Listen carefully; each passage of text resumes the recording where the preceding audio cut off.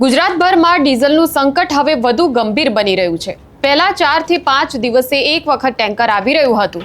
હવે ખેડૂતોને ફક્ત 200 લીટર જ ડીઝલ આપવાની જ્યારે જાહેરાત થઈ ત્યારે કચ્છના ભચાઉમાં ડીઝલના સંકટથી ત્રાસેલા ખેડૂતો મામલતદાર કચેરીએ પહોંચી ગયા હતા અને હવે ડીઝલના સંકટની આખી આ વાત હવે આંદોલન સુધી પહોંચી ગઈ છે। શું છે આ ઘટના તેની વાત કરીશું આ વિડીયોમાં। નમસ્કાર, નિર્ભય ન્યૂઝમાં આપની સાથે હું મયુરી। મધ્ય પૂર્વમાં તણાવની જે સ્થિતિ છે, પેટ્રોલ અને ડીઝલના જથ્થાને તેના કારણે એક મોટો ફટકો પહોંચ્યો છે। તમામ જીવન જરૂરિયાતની ચીજવસ્તુઓના ભાવ વધી ગયા છે। ગુજરાતનો મધ્યમ વર્ગ કે જ્યાં એક તરફ મોંઘવારીનો અસહ્ય માર સહન કરી રહ્યો છે, બીજી તરફ ગુજરાતના ખેડૂતો મોટાભાગના પેટ્રોલ પંપ પર જ્યારે ડીઝલ નથી તેવા પાટિયા લાગ્યા છે, ત્યારે ડીઝલની તંગીના કારણે ખેડૂતોને ભારે મુશ્કેલીઓ વેઠવાનો વારો આવ્યો છે। એવામાં ભચાઉનો એક વિડીયો છે કે જે હાલ સોશિયલ મીડિયામાં ખૂબ જ વાયરલ થઈ રહ્યો છે। ભચાઉના ખેડૂતોએ આ મામલે મામલતદાર કચેરીએ પહોંચીને ઉગ્રપણે રજૂઆત કરી હતી અને જો ડીઝલનો જથ્થો નહીં મળે તો આંદોલન કરીશું તેવી ચીમકી ઉચ્ચારી છે। ત્યારે જોઈએ કે આ ખેડૂતોની રજૂઆત શું છે અને તેમને જવાબ શું આપવામાં આવ્યા। આ ખેડૂતોની જે રજૂઆત છે તેના પછી ડીઝલનો જથ્થો જે છે તે પૂર્વવત કરવા કેવા પગલાં લેવાશે। બેસી બેસીને સરકારી અધિકારીઓ આંકડા આપી, પ્રેસ કોન્ફરન્સ આપી, અમે કહી દઈશું બસ મારી આશ્વાસન આપી અને મારા ખેડૂતને કેમ દૂર ન થાય એ તમે કરો બેટા। ક્યો કલેક્ટરશ્રીને ક્યો, કલેક્ટરશ્રીને આપ ક્યો સાહેબ, આપ ક્યો કલેક્ટરશ્રીને ક્યો સાહેબ ડાયરેક્ટ હું ના કહી શકું, એના માટે મેડમ કહી શકે। તમે મેડમ નહીં ક્યો, ડેપ્યુટી કલેક્ટર હા ક્યો ડેપ્યુટી કલેક્ટર મળી આવે બેનો, તેમાં શું છે? તમે ક્યો નહીં મળી આવી આવેદન પત્ર એને દીધી ડેપ્યુટી મારા ખેડૂતને આવી દૂર સાહેબ કેમ સેમ કરી શકું સાહેબ? અને આ વાસ્તવિકતા સાચી અને સત્ય રજૂઆત છે તો ખબર જ છે બધે। તો ખબર છે કે હું નિર્ણય કોણ કરશે? મારે કરવાનો સાહેબ, મારો બાપ કાંઈ એમાં અરે પણ ભાઈ ડિજિટલ આવું તો જોયું ને, આયા વગર તો પ્રેસ કોન્ફરન્સ કરી આપના અધિકારી પ્રેસ કોન્ફરન્સ કરી મારા ખેડૂતને એમ કેમ કહે છે? પણ નથી એવું તમે કહો ને, તમે એમ કેમ મારા ખેડૂતને હેરાન કરો છો કે તમને 200 લીટર ત્યાં દુકાન મળી જશે? તમે સાહેબ બે બધા અધિકારીઓ બે મોટાની વાતો કરો છો। હું નથી કહેતો, પ્રેસ કોન્ફરન્સના આપના કલેક્ટર શ્રી કહે છે।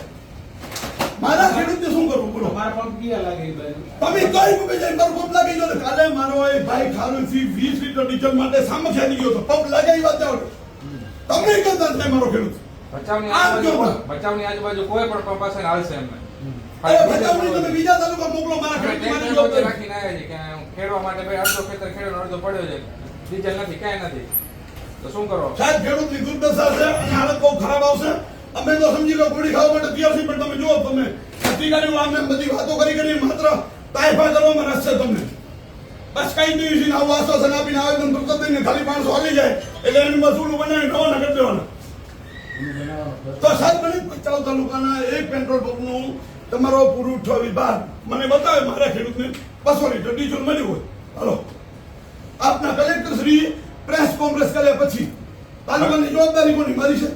હવે સાહેબ શું નિકાલ શું કરવાનો? આ તો મામલતદાર શું કરે છે? હવે શું કરવાનો નિકાલ શું? તમને નથી આદેશ તો આવ્યો હશે ને? નિકાલમાં એવું છે હા. એ પંપ ઉપર તમને હોય અને જો ના પણ છે જ નહીં કે અરે સાહેબ ની તમે આ વાતું ન કરો, તમે આ વાતું જ ખોટી કરો। તમે મને કહો ને ક્યાં ઉપલબ્ધ છે, ત્યાં મારા ખેડૂતો જશે। આ જમીનમાં કાલે મૂકતો એના માટે તો મારે તપાસ તો કરો ને, તો હું કરીશ હું કે ભગવાન નથી કે સાહેબ, હું કરીશ ડીઝલ હશે એમ તો હું કરીશ। સમજ્યા? તમને ખબર જ છે પછી તમારા કલેક્ટર પ્રેસ કોન્ફરન્સ કરીને એમ કહેતા ખેડૂતને 200 લીટર ડીઝલ માં ક્યાં મળે છે એ તો કહો મને। ડીપી કલેક્ટર ક્યાં અહીંયા છે? ક્યાં? મને આ ફોન કરો, અમારી સમક્ષ કહો, અમારી સામે કહો, પણ આપણે અમે જો એને મળી આવી ને હું જ મળી ને તમે એવું કરો, કોઈ આ બધા એકબીજા ઉપર ફોડ છે, આપ શાંતિ તમે જુઓ। જો મારે છે ને એવું હોય ને ઉપર રજૂઆત કરવી હોય ને સાહેબ તમે અત્યારે કહો મારી પાસે ખેડૂત આવે છે, બરોબર? જો તમને હક છે ને અધિકાર છે કેવું? તો પહેલા 4 થી 5 દિવસમાં એક વખત ડીઝલ મળતું હતું અને હવે 200 લીટર ડીઝલ આપવાની વાત કરવામાં આવી ત્યારે સ્વાભાવિક જ ભચાઉના જે ખેડૂતો છે તેમનો આક્રોશ એ ચરમસીમાએ પહોંચ્યો હતો, કેમ કે પહેલા આ ભચાઉના ખેડૂતોને એવું કહેવામાં આવ્યું કે દરેક પેટ્રોલ પંપ જે છે ભચાઉની આસપાસના તેની અંદર ડીઝલનો જથ્થો છે અને પછી તેમને એવું કહેવામાં આવ્યું કે પેટ્રોલ પંપ પર જ્યારે ખેડૂતોએ ડીઝલ ભરાવવા આવશે ત્યારે ફક્ત 200 લીટર ડીઝલ મળશે। ત્યારે પંપ માલિકો જે છે તે ડીઝલ આપવામાં હાલ ઠાગાઠૈયા કરી રહ્યા છે। ખેડૂતોના આ ખેતર છે અડધા ખેડાયેલા છે, અડધા એમનેમ રહી ગયા છે, કેમ કે હવે ડીઝલ નથી એટલે ટ્રેક્ટર સહિતના તમામ ખેતીના સાધનો બંધ હાલતમાં છે। ડીઝલની તંગીને લીધે ગુજરાતના ખેડૂતોનું જીવન ઠપ થઈ ગયું છે। ત્યારે ક્યાંક ખેડૂતને હવે એવી ચિંતા સતાવી રહી છે કે આ ડીઝલની અછત, આ જે સંકટ છે તેના લીધે ક્યાંક પરિવારને ભૂખે મરવાનો વારો ન આવે।